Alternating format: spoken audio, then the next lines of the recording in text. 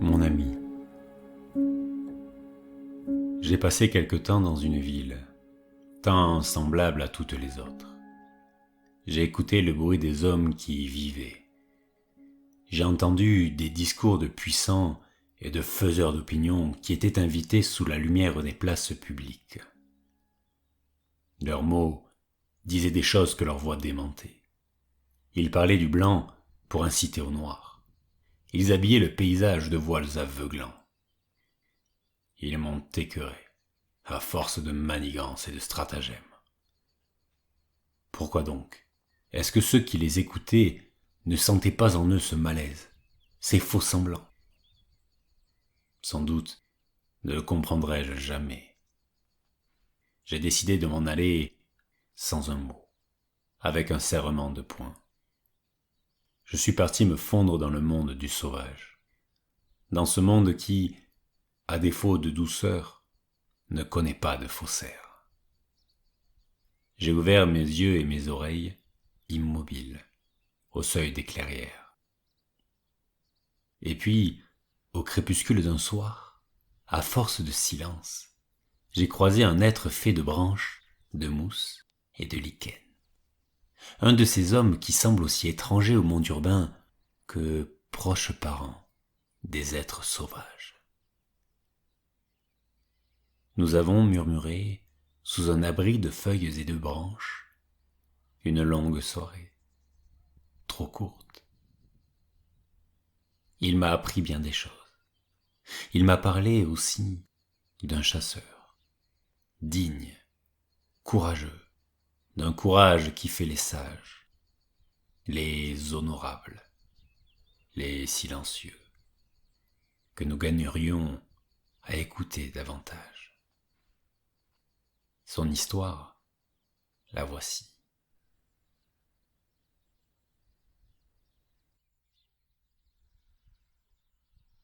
Être de ces guerriers chasseurs, à la parole rare et sûre, secrètement aimé des femmes et respecté des paysans, voilà ce que voulait Kofi. Il en avait même toujours rêvé. Enfant, à peine savait-il se tenir ferme sur ses jambes qu'il imitait leur marche, leur fierté, leur regard haut. Il était maintenant à l'âge où il pouvait enfin prétendre à être admis parmi ces forts. Il avait appris à chasser aux côtés des maîtres du clan, à manier l'arc, la sagaie, à garder l'affût sous le vent aussi longtemps qu'il le fallait. Il était prêt. Il le savait. Ce matin-là, dernière épreuve. Il devait, seul, dans la savane, affronter un père lion.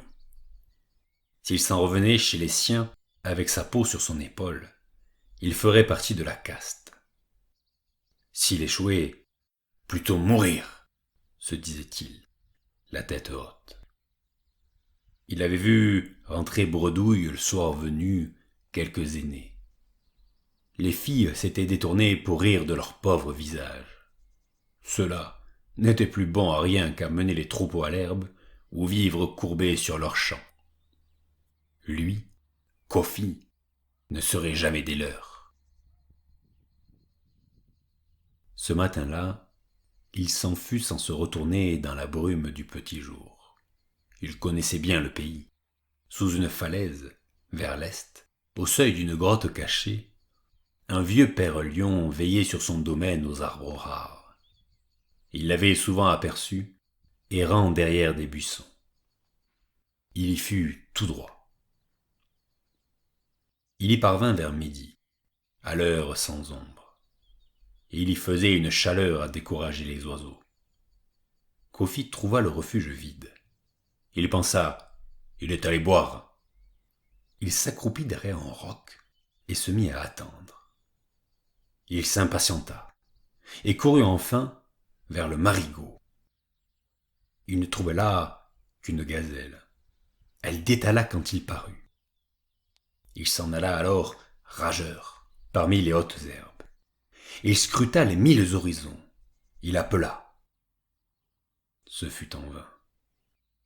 Il s'inquiéta. Le ciel pâlit.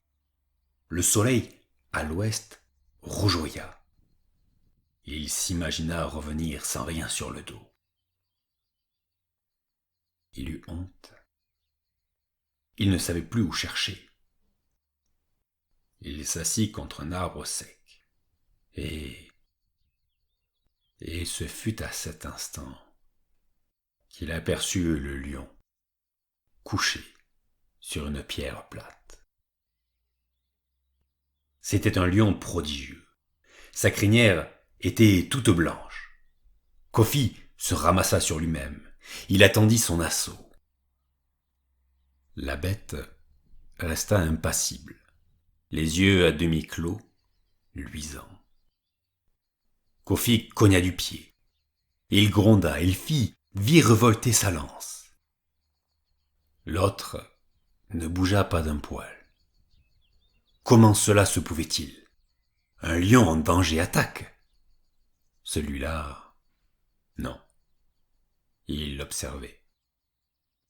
Kofi fit un pas, puis deux. Il s'arrêta. Il se pencha. Il vit du sang sous le poitrail de l'animal. Le lion ne l'attaquait pas parce qu'il n'en avait pas la force. Il était blessé. Il souffrait. Kofi se sentit envahi d'une bouffée de joie féroce. Il n'avait plus qu'à l'achever et s'en revenir au village avec cette crinière blanche, cette peau, ces griffes de roi. Quel accueil, quel triomphe, quelle haie d'honneur lui feraient les guerriers. On lui demanderait de raconter son combat. Que dirait-il alors? La pauvre vérité? Impossible. Il s'assit dans l'herbe. Le lion l'observait toujours. Alors Kofi, dans son regard, lut des paroles silencieuses. Elles étaient simples, vraies, tranquilles. Elles n'avaient rien de douloureux.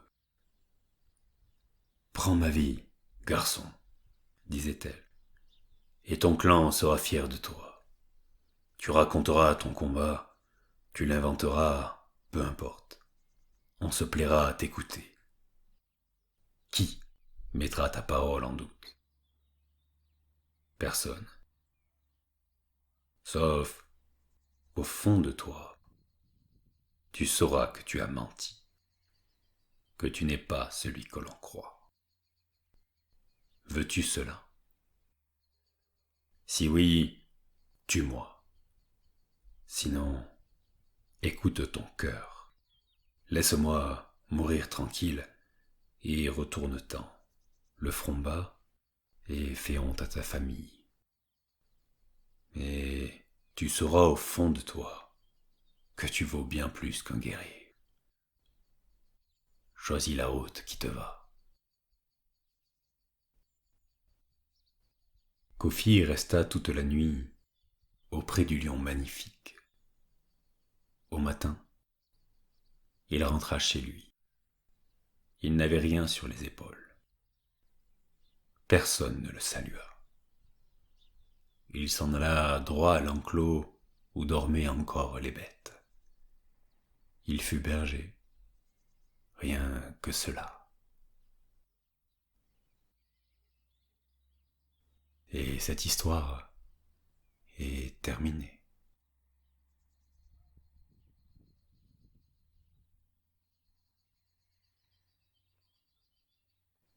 Au voisinage des êtres sans projet, il y a une vertu simple à contempler. La vertu de sentir ce qui paraît juste au fond de soi et de se contenter de cela. D'oublier les discours, les grands gestes et la morale de ceux qui voudraient lier notre cœur à leurs ambitions. De ne faire ni ce qu'ils disent de faire, ni son inverse. Peut-être Est-ce à cette condition que l'on peut à nouveau vivre au son de ce cœur qui bat dans nos veines, de ce son qui n'est plus un bruit, mais devient une force, la source de nos choix.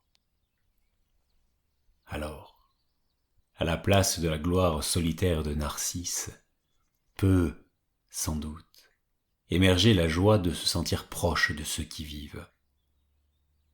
Plutôt qu'être acclamé, être respecté, par soi déjà. À cet instant, sans effort, je crois que le grondement de notre avidité peut être remplacé par la douce musique d'une harmonie entre soi, les autres, les êtres sauvages et nos mondes réunis. Je l'ai trouvé là, dans cet état, l'irrépressible sourire qui naît parfois et puis s'étend depuis le coin de nos lèvres jusqu'au plus profond de nos âmes. Je t'écrirai bientôt.